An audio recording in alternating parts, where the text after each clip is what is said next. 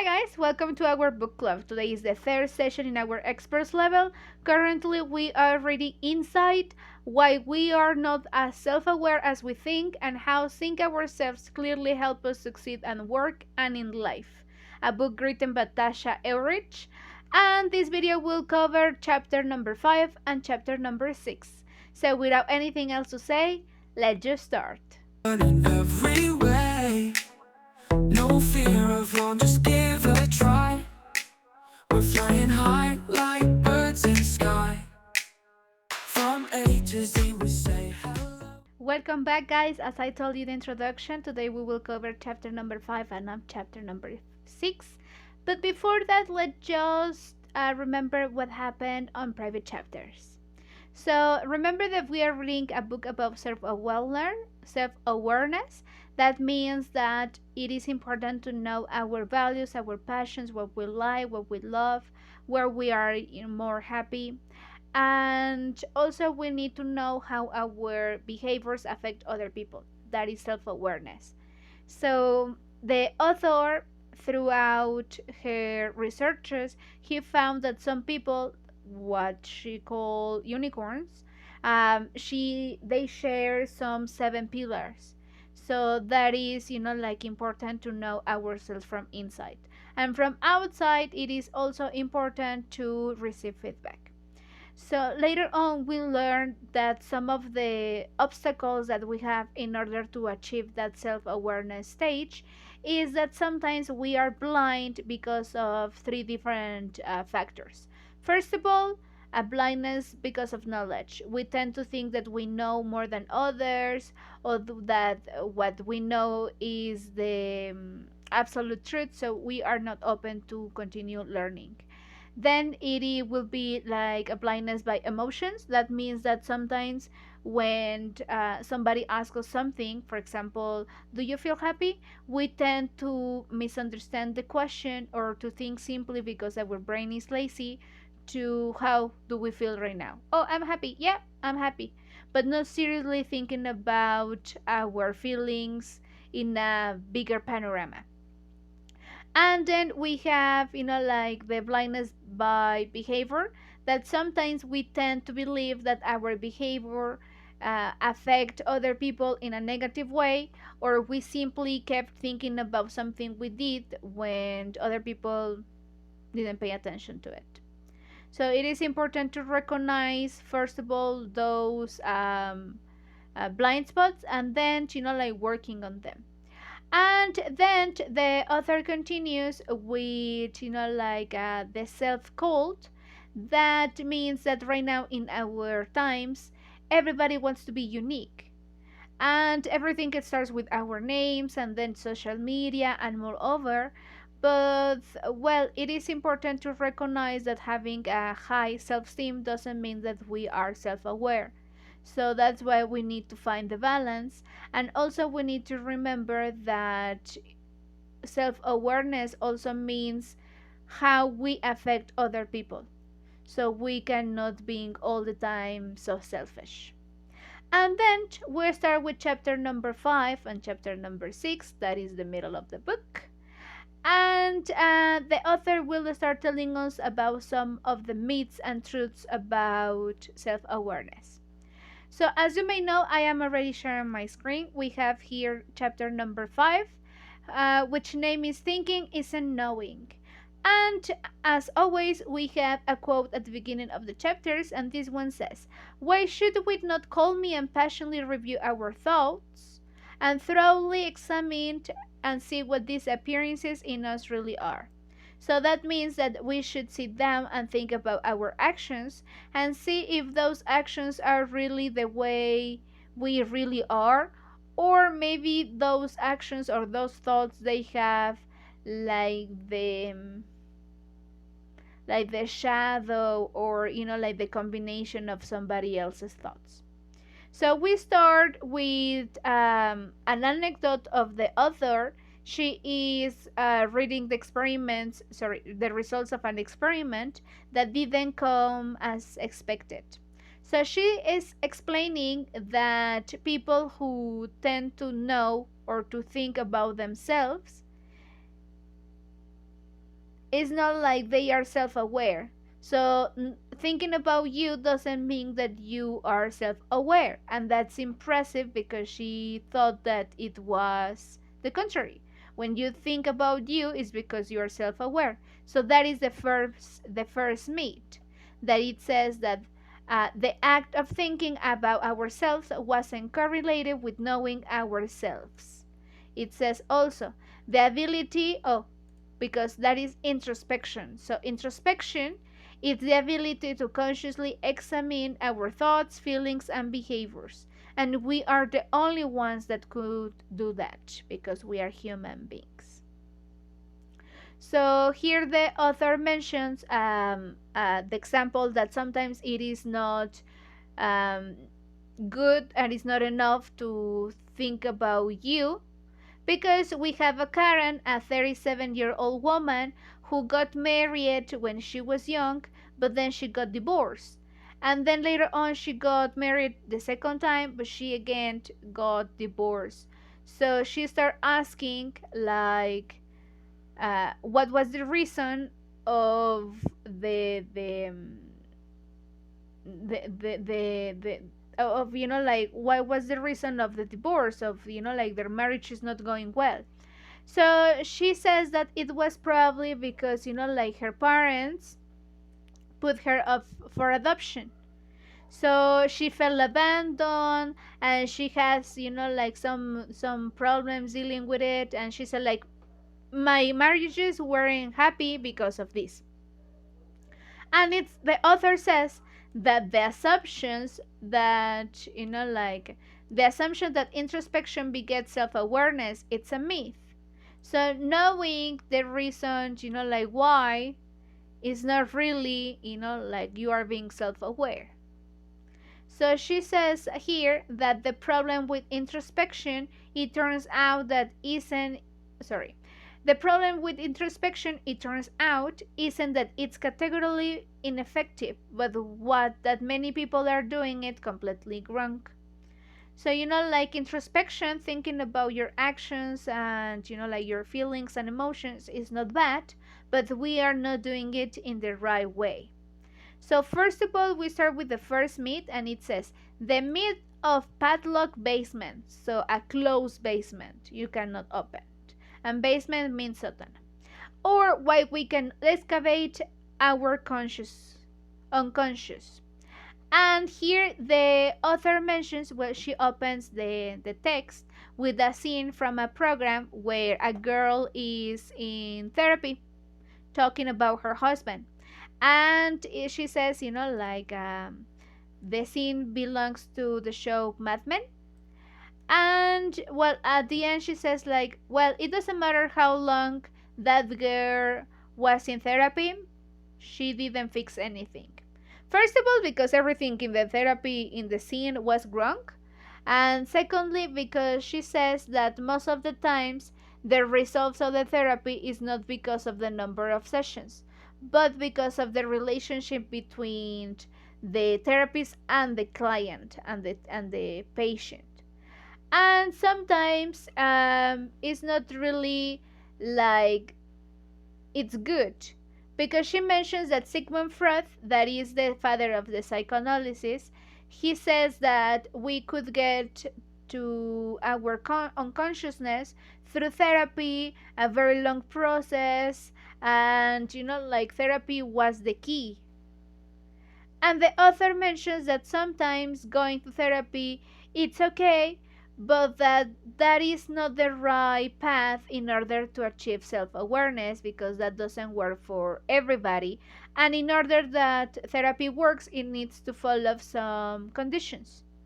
So that's why it says that, like, in order to to to go or to use therapy, we need to, like, to do some other things. So it says, okay, it says, certainly therapy serves many empirically supported purposes, like helping spouses and family better understand one another and treating disorders like depression and anxiety. But some findings should give us pause in assuming that it universally improves self insight. First, placebo effects may explain up to half of therapy efficacy. In other words, just thinking that it helps us is part of what make it help us. What more, as counseling psychologist Jennifer Like points out, the most important predictor of success isn't the technique the therapist uses, but the relationship she has with her client. However, the fact that some people, including 20% of our unicorns, have successfully used therapy as a path to insight means we shouldn't dismiss it completely. So, therapy works, well, here we have here therapy works, but it has to be, with some conditions. So it says, so the right question probably isn't does therapy work, but instead, how can we approach therapy to maximize insight, because it can help to a certain extent under certain conditions, and particularly if we approach it intelligently and acknowledge its potential limitations. So, first of all, in order to achieve insight through therapy, we need to follow some conditions. And the first one is to choose the right approach. So it says that instead of focuses, oh, let's just write one that focuses less on the process of introspection and more on the outcome of insight. So instead of asking you, the reason and why and this, it is better to ask you questions related to the seven pillars. Then it says to adopt a flexible mindset. And a flexible mindset means remaining open to several truths and explanations rather than seeking as Fred often did, one root cause to explain a broad range of feelings. So, in order to just have one reason or one explanation, we should be open to, there's more than one. And related with that one, it says that we need to stop the need for absolute truth. So, we can achieve insight through therapy, but we need to adapt it. So it says that the second myth of introspection is why not ask why. And we start this part with an example that says that if you were asked, why do you like The Great Gatsby, probably you will start thinking about reasons that may not be true. And it's because when somebody asks you why, we tend to look for an explanation that convinces us. And sometimes that is not really correct. So the author mentions at the beginning that it's okay to ask you why, because when you ask you why, you can recognize probably the reason of something. And she says here that, when we ask why, we examine the causes of our thoughts, feelings, and behaviors. And as an example of this, she mentions, for example, this bridge, that it was an experiment where on the other side there were some beautiful women, and some men, they needed to cross, the bridge in order to get their numbers. So somebody of them did, and the reason why was because they wanted, the girl's number. And then we have a second experiment at the beginning of this part that says that some students were giving some sport magazines, and some magazines include some people in swimming suits. So, the students chose those magazines, and when they were asked why, some of them start making up some extravagant excuses. And it was just because, there were naked people, or well, almost naked people. So that's why the author says that it is important to ask us why. However, we should keep it, balance. Because when you continually ask you why, you can start falling into a black hole. And you can, in order to help you, you can start being a victim. And that is another extreme that we are not looking for. So here it says, Like still we are talking about the gray in Gatsby, so it says, asking why can also cause our often lazy brains to mislead us. Let's say that if I ask you to list all the reasons why your relationship is going the way it is, at, and let's say that I'm sorry. And let's say that last night your spouse stayed out at the office happy hour later than planned, leaving you alone to cook dinner for your visiting and rather dull in laws because of something called the recency effect. Sorry.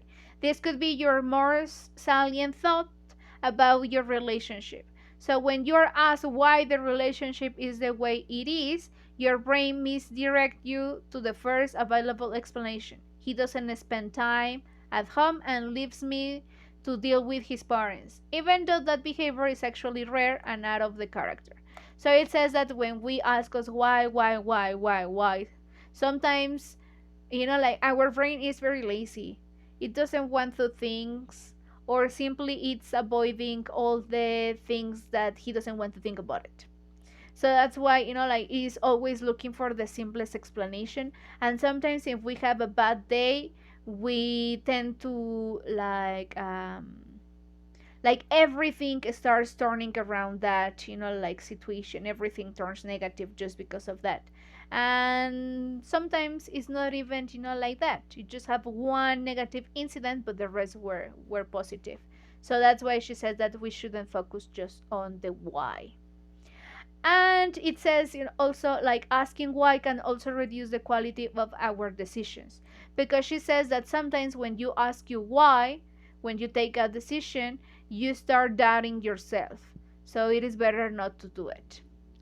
And let's see that the author says that in order to stop asking why, we should ask what. Because why it's focused on like going deeper, like, so that means that you will just going further and further in that deep hole. And when you ask you what, you are looking for possibilities, so there is a chance for growing. And more important, let's see if I don't spell you. Oh, let's just, like continue here.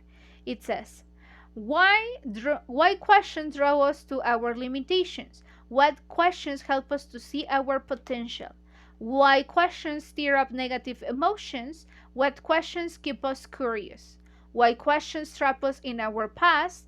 What questions help us create a better future? So that's why it is better to ask you what and not why.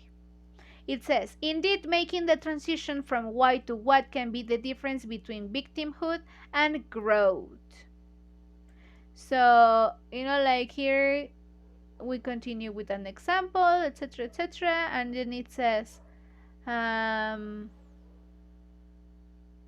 well, it is giving an example about a guy that he is in a new position and he's asking you these what questions instead of why in order to like perform the best he could in the position he was. So then it says that, continue with what?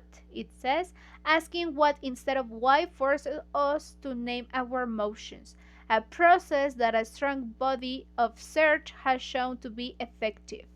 Evidence shows that the simple act of translating our emotions into language versus simply experiencing them can stop our brain from activating our amygdala, the fight or flight command center, and this in turn helps us to stay in control. If this sounds too simple to be true, try naming your feelings for a week and see what you notice. So it says, the author, that we should ask us what do I feel, what, what am I feeling right now, what it says, like, what am I feeling like this, etc., etc. So it says that when we ask us why, we are forced to put name to those feelings. What am I feeling? I don't know. So that's why it says that it's not as simply as we think, because sometimes just naming an emotion is difficult enough. So, well, it says here that Oh, it says that sometimes, like people when they are very square, it's difficult to stop asking why. So it is correct to ask you why, but when it is related to business, when it is related to, like correcting some mistakes. So it says, a good rule of thumb, so something good to follow, is that why questions are generally better to help us understand our environment, and what questions are generally better to help us understand ourselves. So it is good to ask you why questions, but you should keep everything in balance. So we have that, like um, the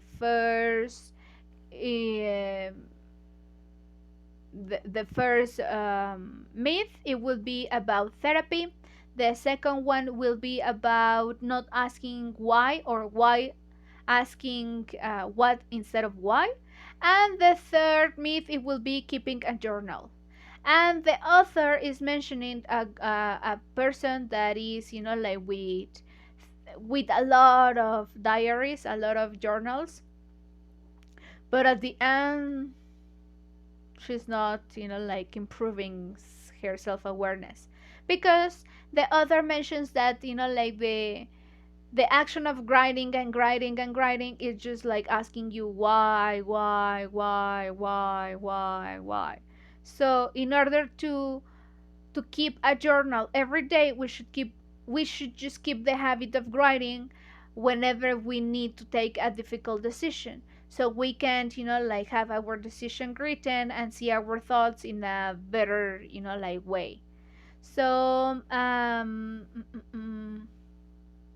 oh well, like here the author is mentioning a woman who has cancer, and she was, like keeping up with her disease to all her relatives and acquaintances, until some point that she got, like upset and sick of doing it. And then one of her friends who was also sick, she did a website. So, like this woman got an idea and she created a website where, like people who are sick, they can just keep their acquaintances, like inform about them, about their process, their disease, etc., etc. So she says that it is okay to cry, but not every day. And it says, the resolution lies not in the questioning whether journaling is the right thing to do, but instead discovering how to do journaling right. So again, so it is not like bad to have a journal. It's just that sometimes if you don't follow the right technique, you won't have results. So again, in order, like to have results, the author is mentioning that journaling is a good tool, but we have to know how to use it.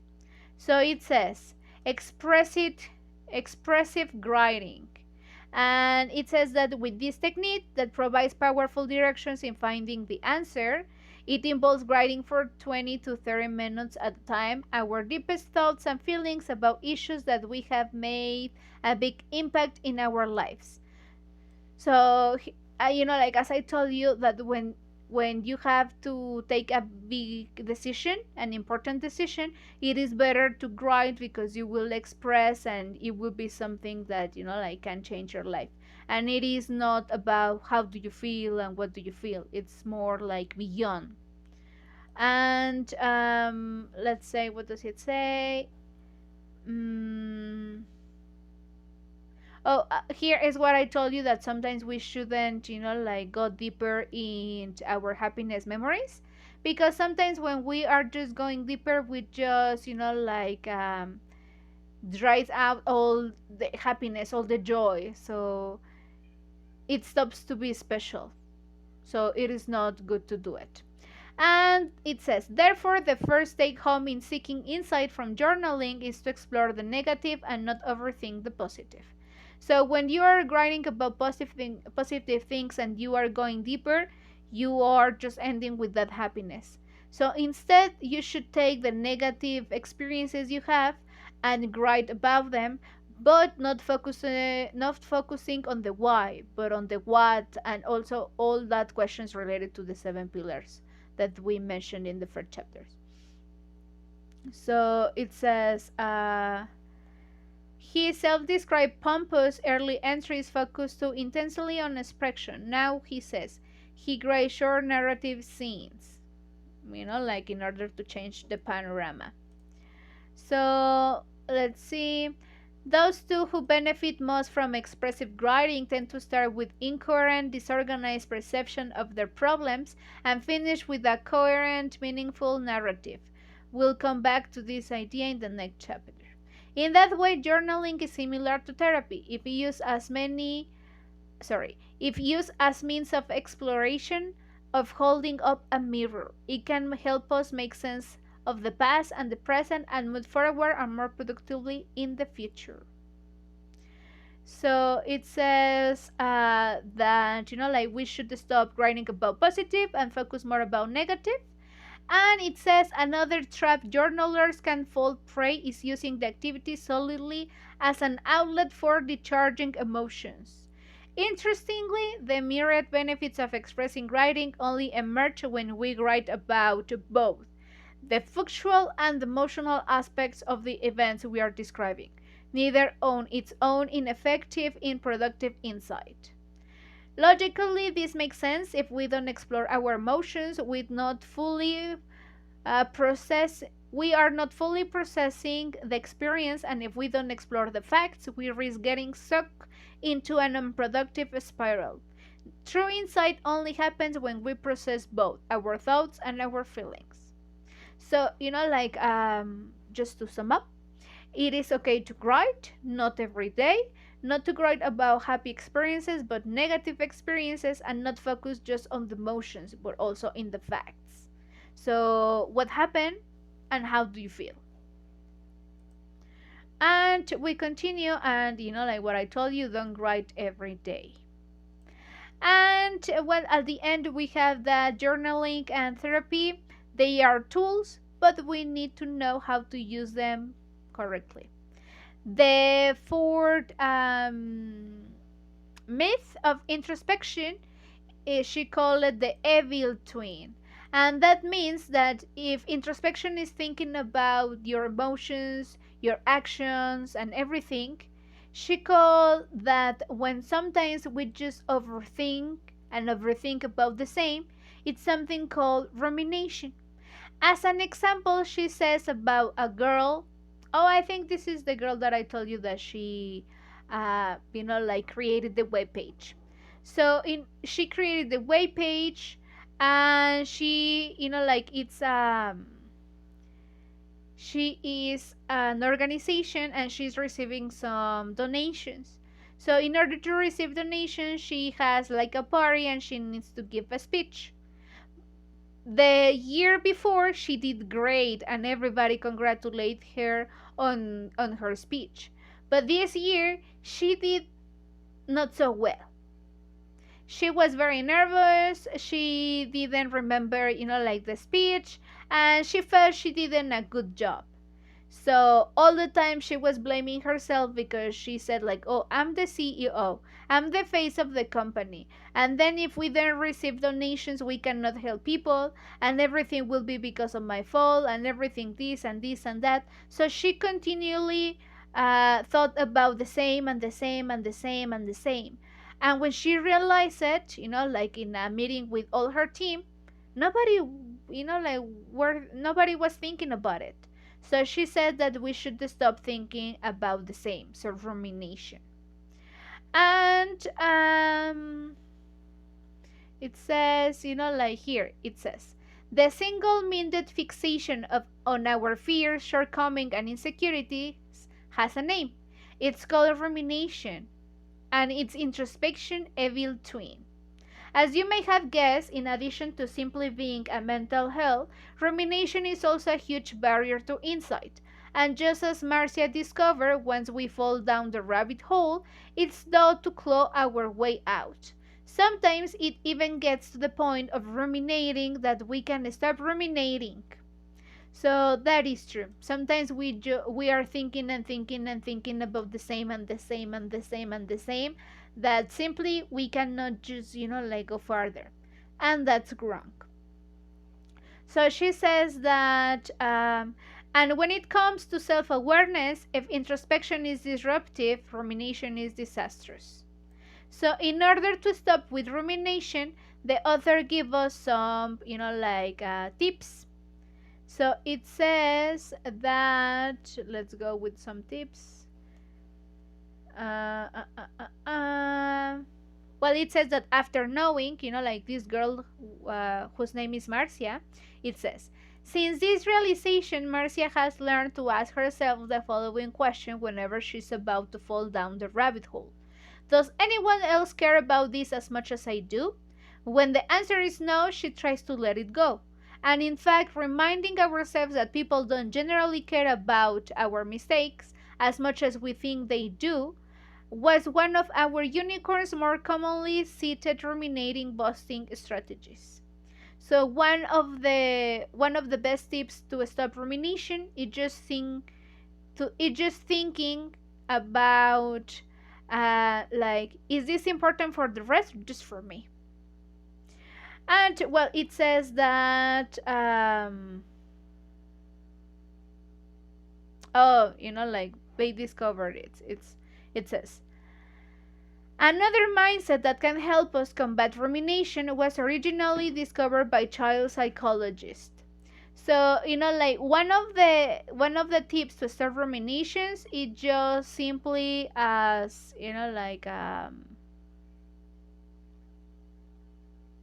to stop and thinking that maybe it's not important or it's not as important as we think for others. And the second one, it was discovered through an experiment. And this experiment, some kids were just, given to do some things. But they discovered that there were two groups: kids that they want to do everything perfectly, and kids who want to learn everything perfectly. So they discovered that kids who want to do everything perfectly, when they arrive at a point they couldn't, they got frustrated. And kids who, wanted to learn everything correctly, when they found a challenge, they were excited. So that's why they said that instead of, focus on learning everything or doing everything perfectly, we need to have the mindset of just, learning correctly. So that's why it says that another way of stopping rumination is just adapting that mindset. It says a learn well mindset, that is channeling our thinking to focus on learning over performance, is not only a great rumination buster, it has also been shown to improve work performance in adults. So that means that, in order to think about that only mistake you made, it is better to just take that experience as a way of improvement and continue with your life.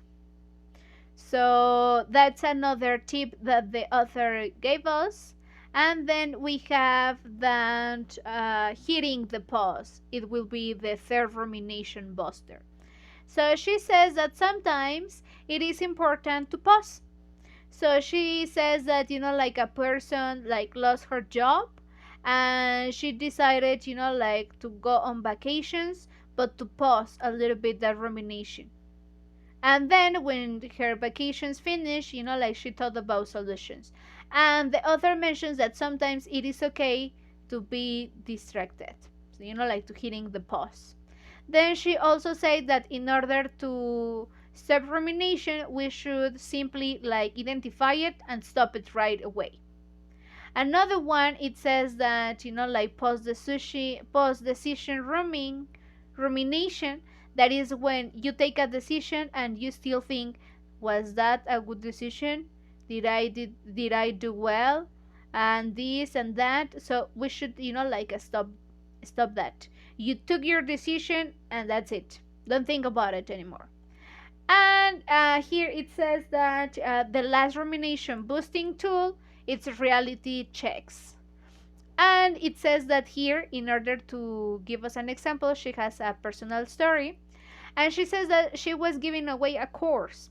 When she finished, she asked the participants some feedback. And one person wrote like, Oh, this was very basic. I didn't like the course. They charged me a lot of money for simply no new information. So when the author read the feedback, she took it personally and she felt so bad. So later on, she consulted with another friend, and in order, like to look for feedback, and that friend told her, like, hey, yeah, it's true, but at the end, what are your strengths?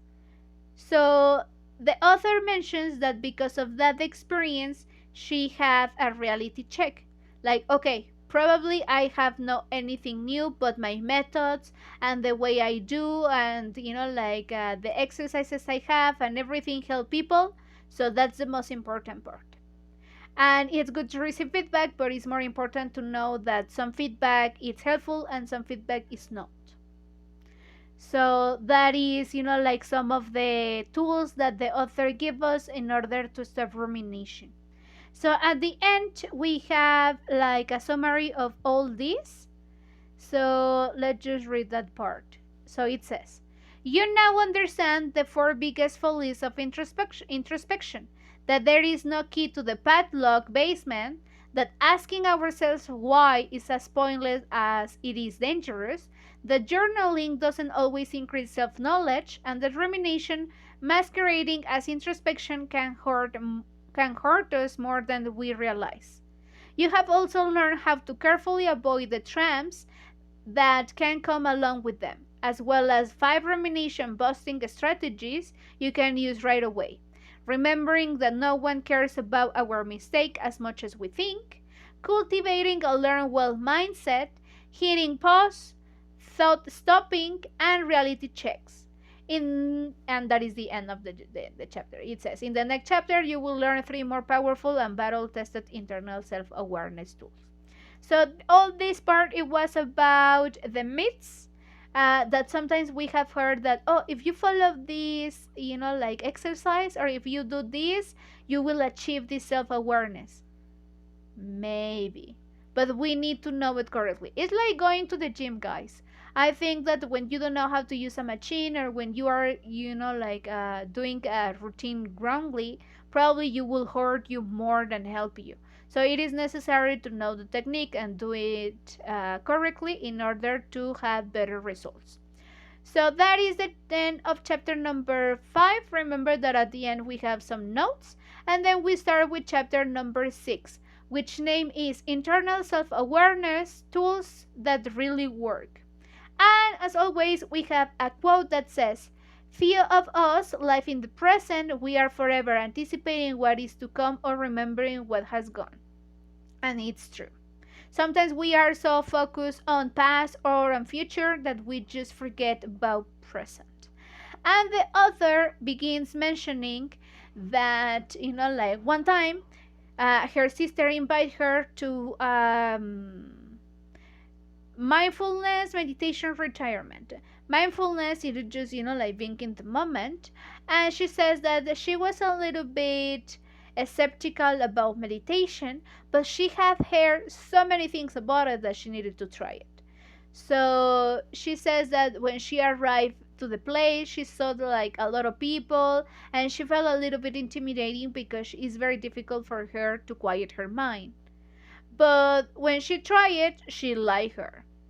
And well, even if she tried to continue with meditation, sometimes it wasn't so easy. And at the end, she discovered that meditation, like in the workshop, like in that retirement, it wasn't really for her. So besides meditation, besides like the traditional way of doing it, she is giving us other ways of meditating. So that is the chapter about. And we start here with the experience she has. And let's say, yeah, she's, like arriving to the center. And, like it has, like some weird names. But well, it says, if introspection means analyzing our thoughts, feelings, and behaviors, and ruminating means unproductively dwelling on them. Mindfulness is the opposite, simply noticing what we are thinking, feeling, and doing without judgment and reaction. So mindfulness is just recognizing how do you feel now. That's it. And well, like it says that some people in the past they do it through a lot of exercise, a lot of this, so that's why she has like all these backgrounds that meditating it's important, and that a lot of people have achieved self-awareness through meditation. But obviously it is something that you have to do it constantly. And well, it says that for her it was very difficult. It says, yet, in despite of, or perhaps as a reaction to, our addiction to distraction, mindfulness, and particularly mindfulness meditation, is currently having a bit of cultural moment. After all, when celebrities like Angelina Jolie, Anderson Cooper, and Ellen DeGeneres thought, or I should say tweet, the benefits of anything, it's only a matter of time before the masses jump on board. So she says that right now meditation is trending, and that everybody says like, oh, meditation this, meditation that. So that's why she got interested in meditation. But is it everything true? Yeah, but like as I commented to you, it's not for everybody, because she said, and she called it mindlessness, is that state when some people really prefer to do whatever but being in silent. So, through some experiments and some other anecdotes, she said that some people prefer to suffer instead of just being quiet with their minds for 5 minutes. So, for some people, meditating as like mindfulness, being silent, quiet your mind, it's impossible. So that's why she says that sometimes you can have that meditative state of mind when you walk, when you hike, when you ride your bicycle, when you are outside doing other activities.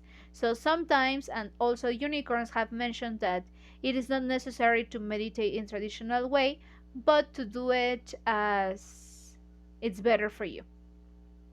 So it says, let's see. Where does it say that? So the toll does mindfulness take us in particularly.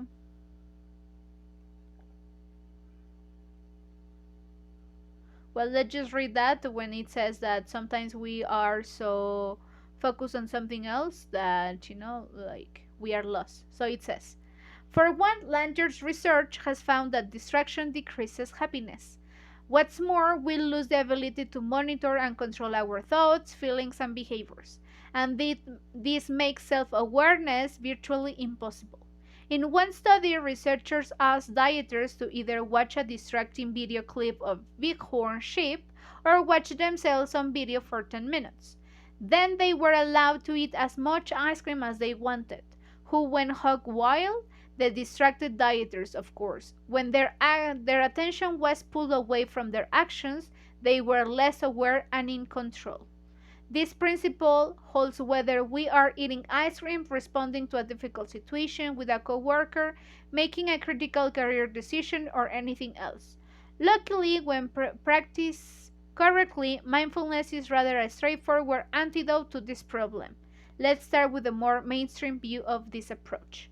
So, like right now that we have so many distractions, simply we are not, like present, we are not here.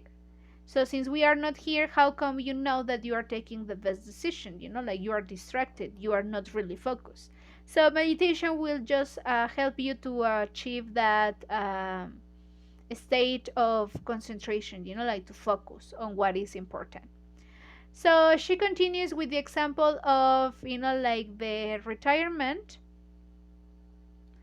And it says that, let's see where it says the part when you can also walk and do other activities.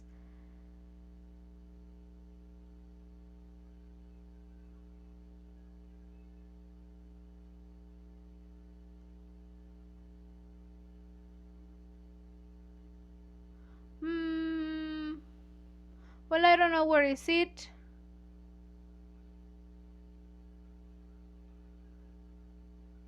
Oh, well, I think it is this part that says mindfulness without the mantras.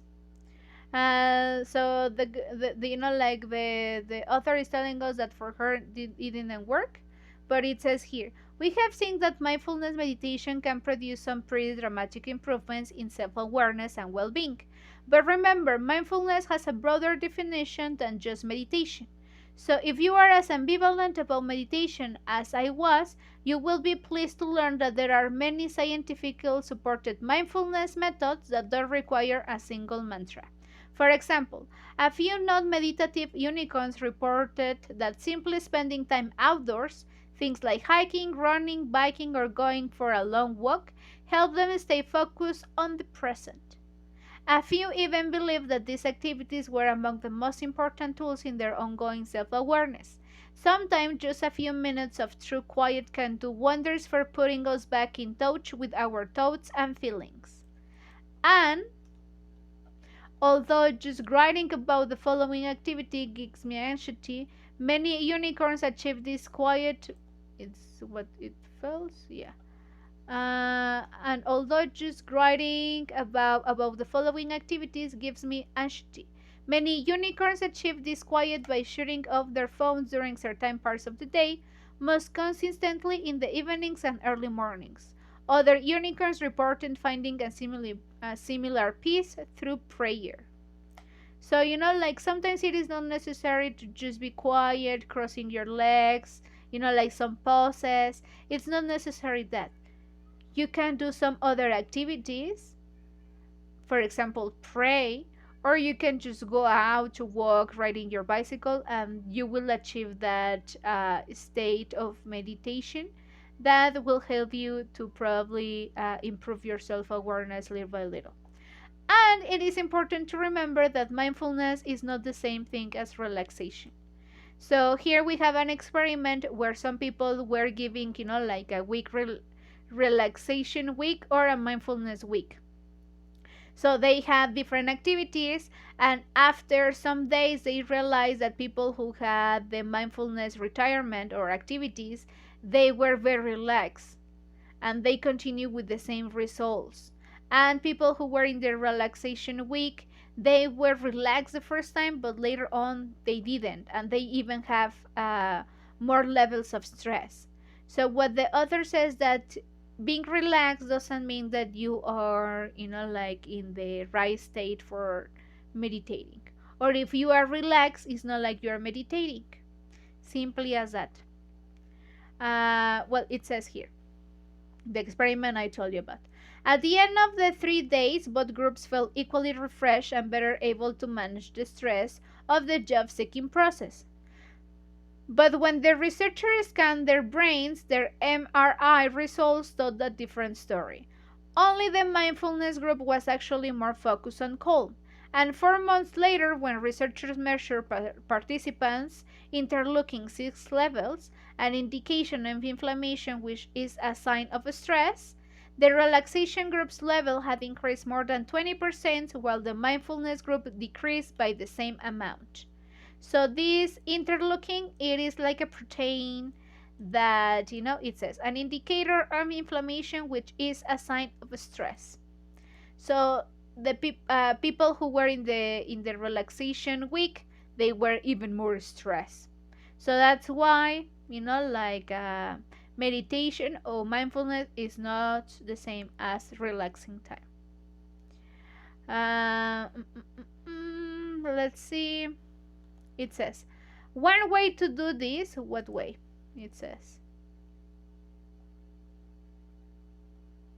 but we don't travel to far off land to these benefits. So they are talking about, like relaxation. So one way of not like making that mistake or to really achieve the mindfulness state, it says, one way to do this is reframing, which simply means looking at our circumstances, our behaviors, and our relationships from a different angle. Let's, well, so, like a Vienna. It says that she was working in a call center, and suddenly she was, like fired, And in order to be like thinking about, oh, I'm just about to lose my job and what I'm going to do, and this, she saw everything as a possibility, as the chance to do something else. So it says, instead of focusing on what I am losing, she pondered, what if I am focused on what I might gain? Yes, she was losing her job, but this also could be an opportunity to grow and maybe to get a better job than the one she had. So, like she said that sometimes in order, like to change these we to change, like these what she called reframing, in order to achieve that, like mindfulness, it's just about to see things from another perspective. And also it says, what I am suggesting is that looking at both the good and the bad from multiple angles will help you maximize your insight and success. Because she says that maybe reframing is just being positive. And no, it's about looking at the negative and the positive, but from different perspective, and not simply, like being negative or being positive and that's it. No, you have to think seriously about all the aspects. And it says that as many of our unicorns show us, we can use the same technique to gain valuable insight by reframing our experiences from a more objective angle. As one unicorn explains that when she and her husband are having disagreement, she mentally steps outside of herself to watch what's going on. So instead of being an angry spouse, she becomes an observer. So that is the technique. Then we have another technique that is comparing and contrasting. And the author is mentioning that sometimes it is good to write our ideas and then comparing them to see if everything was true or not, or what has been different, or what was different, what was, like different from expected. So it says that in order to do that, sometimes we can just find some similarities, and as a consequence, we can just find out some bigger aspects that we can change. So it says, because comparing and contrasting past experiences to what is happening right now can give us immense clarity about the present. For example, I was so happy with my job last week. What's different this week? That's making me so miserable. When I chose my major in college, it seems like I got the most excited in my business related classes than anything else. Am I tapping into the same passion in my current job? Or if I had the same challenges across multiple jobs, what may this mean? So when we have comparison, it is better for us to achieve to the answer that we are looking for. Um, so it says, personally, I am indebted to the compare and contrast tool for the single most important aha moment of my career. So she said that when she was working, she realized that in order to continue under the orders of somebody else, she preferred having her own company. So, like she's talking about this, and that is another tool that we have, like contrast. Then it says that another one, it would be daily checks-ins. So every day you can ask yourself, like when went well today? What didn't go well? What did I learn, and how will I be smarter tomorrow? So maybe, with daily check-ins, we can change little details that, like little by little can make bigger changes. And it says that also, with this, your life story, chart the constellation that just gaze at the star. She starts with the example of her husband being a sky lover. She likes astronomy. So he like did something, and he received as a gift a telescope given by all her family and friends. So he takes care he takes really care of his telescope.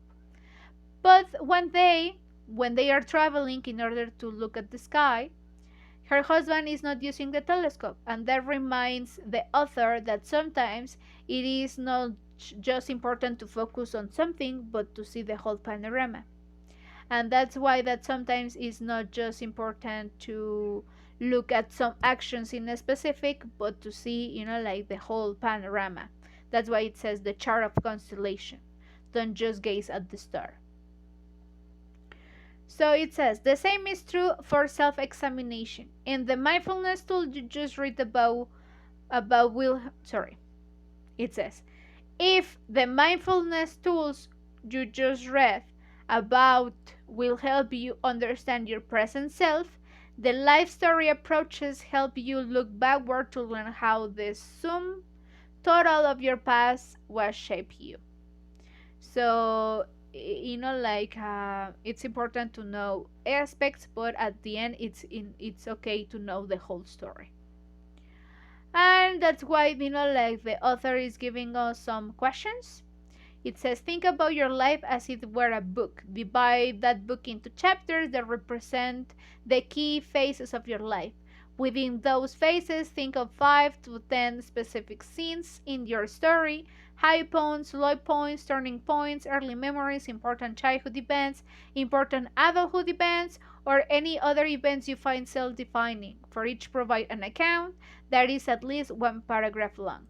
So sometimes, like with just one paragraph, when we just sum up all the important parts, we have, like the story of our life. That is also, like you are building the panorama. So here we have some questions, and then it says that when we have that, we have complex narratives. And what is that? It says, in many ways, this complexity is the opposite of the need for absolute truth that we learn about in the last chapter. Instead of searching for simply generalizable facts, self aware people appreciate the complicated nature of the key events in their lives.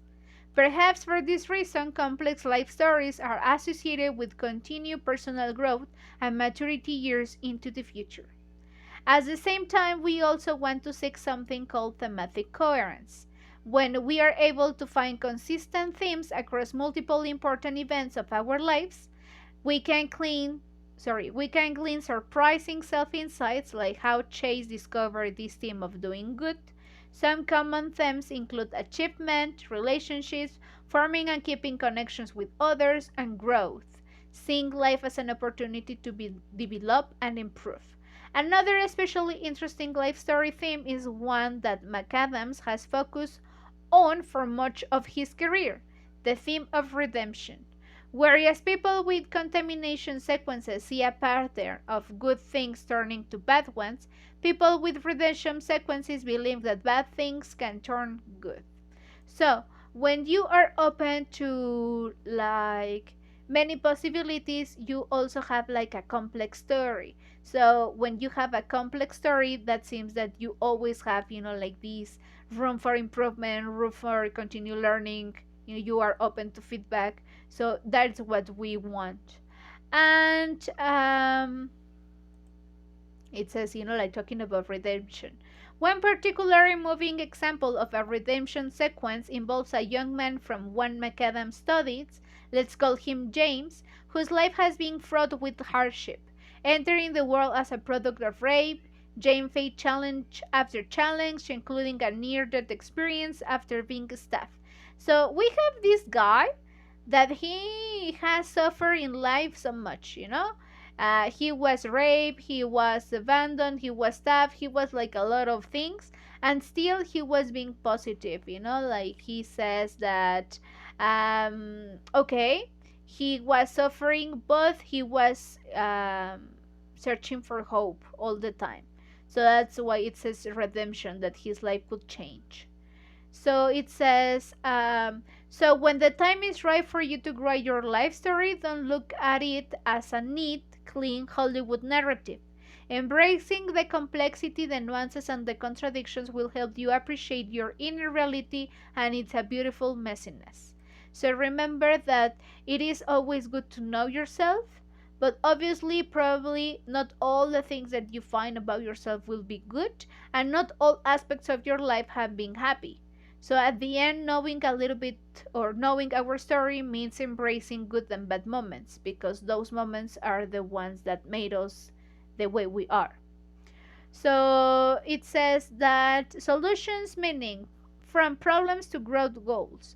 So after we have recognized, like the rumination, we have recognized all these myths. Once we have recognized them, or once we just do it in the right technique, the author says that, okay, you have them, you recognize them, so what are you doing in order to improve? So that is the difference. Once you recognize them, the difference of achieving self-awareness, it's what we are doing with that information. So she says that whether we choose to act on our newfound self-insight is the difference between success and stagnation. So she says that in order to continue with our path, something that they mention is the solution meaning. And the solution meaning is not another technique that asking you the miracle question. What's the miracle question? Is this. Imagine that tonight as you sleep a miracle occurs in your life. A magical momentaneous happening has completely solved this problem and perhaps rip out to cover and infinitely improve other areas of your life too.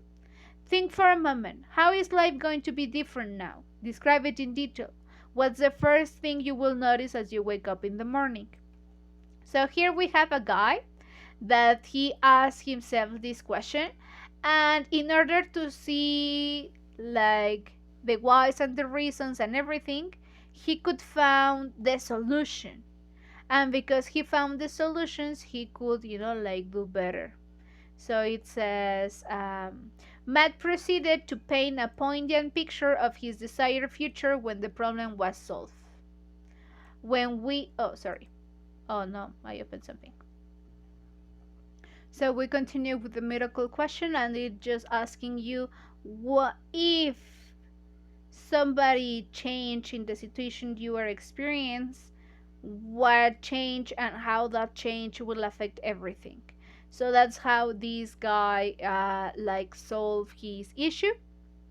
And that's, like the question you should ask yourself. The miracle question can be so effective is that it forces you to think more broadly about our aspirations. So it says, but when it becomes to improving our internal self awareness, our goals aren't created equal. And just like Carol Deck and Carol Dinners learn well kids, when we express our goals in terms of how we learn and grow it, it opens to a whole new level of insight and achievement. So it says that we, at the end, we need to continue being open to learn. And that's it. And finally, like the author says that, like finally she ends the chapter by saying that she was in the in the retirement that she started mentioning at the beginning, and that everything was so peaceful and great and everything, but that, like the point is that there are many ways to approach internal self-awareness. Life stories for probing our past, meditating and non meditative mindfulness for noticing our present, and solutions meaning for shaping our future. Thought it's worth trying each other them at some point, you may find that certain tools work better than others. After all, part of building insight is learning what methods of self exploration works best for you. So the author finishing by saying that meditation is a good path of achieving self-awareness, but if you are not open to it, or if you're not a good candidate, you have always other options. For example, we have that, like life stories. That is what we were saying about, like paying attention into the panorama. And also you can ask you questions in order, like to feel your story, paying attention good and bad. And then we have non meditative mindfulness. So that would be other actions like hiking, riding, like being outdoor. And we have the solution meaning that it will be the miracle question, that it will be in order to um, see or, like help you in the future. So, so far that will be it in chapter number 6. Next part it will be, like part number 3, that is chapter number 8, that is sorry, number 7, that belongs to the next session. So in these chapters, guys, we just learn a little bit about the myths. That remember that therapy, it's okay, the same thing as journaling, but we need to do it correctly. Then we should stop rumination, and that's why the author proposes some tips, like we should stop thinking about it, we should be distracted, we should what else, we should learn correctly, being open to, like more options, being flexible, not looking for just an absolute truth. And also in the second part, the author is giving us some tools. Remember that meditation is the most important one, but the author explains that it's not for everybody. So it's okay for you to have other methods, to try a lot of methods, because at the end, the one that works for you is the one that you should follow. And well, that's it for this time, guys. I hope you have been enjoying the reading. We arrived to the middle of the book, so congratulations on that. And well, as I told you, that will be it. So continue having an excellent reading, and I will see you next time in the next video. Thank you so much. Bye. We gather around and chat all day. New words to learn in every way. No fear of wrong, just give a try. We're flying high like birds in sky. From A to Z we say hello. Each day we watch our language grow. Together we will break the ice. In talk English we find paradise. Right now, let's talk in English, hear us loud. Breaking barriers, tearing down the clouds. Every word's a step we're taking now. In this club we'll make each other proud. Hey now, let's talk in English, hear us loud. Breaking barriers, tearing down the clouds. Every word's a step we're taking now. In this club we'll make each other proud. With laughter, jokes and stories told. In conversation, hearts unfold. We share, we learn, we understand. Building bridges hand in hand. No grammar rules can hold us still. We're climbing higher up that hill. Every sentence, every phrase, in talk English, we like the blaze. In talk English, we like the blaze. Hey now, let's talk in English, hear us loud. Breaking barriers, tearing down the clouds. Every word's a step we're taking now. In this club we'll make each other proud.